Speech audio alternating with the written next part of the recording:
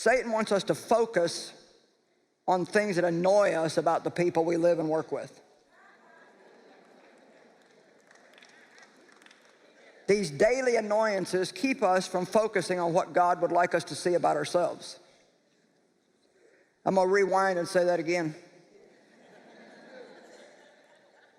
The enemy seeks to have us focus on the things that annoy us about the people we're in relationship with. How many of you have somebody in your life that you love, but they do stuff that just annoys the living daylights out of you?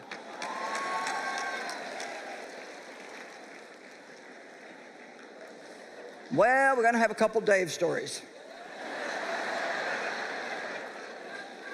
Now, I love my husband. We've been married 50 years, and I want to tell you ahead of time, Dave, you are not going to do that. I guess he will. So anyway, can I have my prop?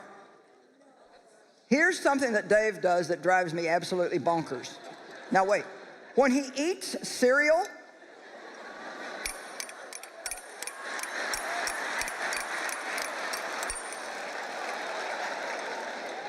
I am like, you have got to stinking be kidding.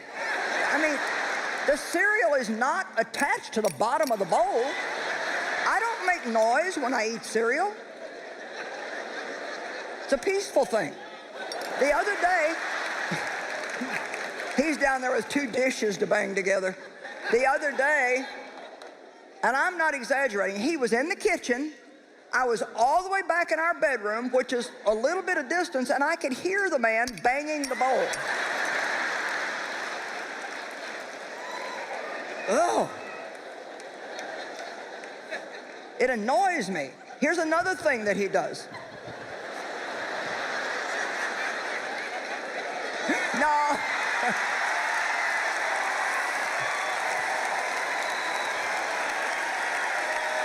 You're going to mess up my message.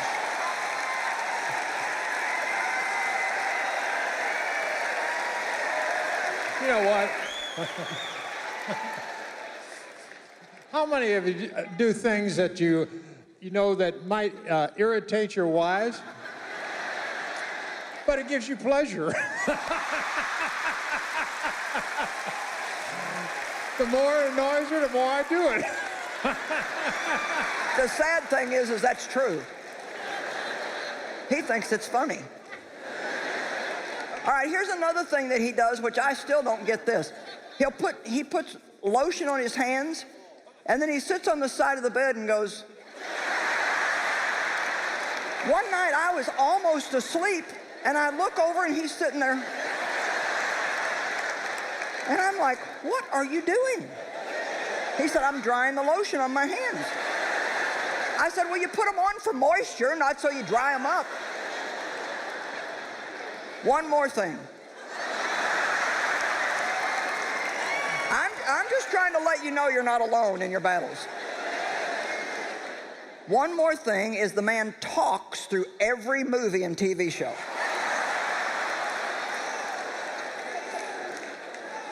He'll say, put it up, pause it. And so I'll pause it, and he says, now you know what's going to happen here? I'm like, no, and you don't either. We haven't seen it yet.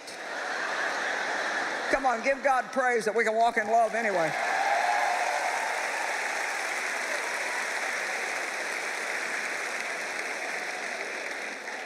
Romans 15:1.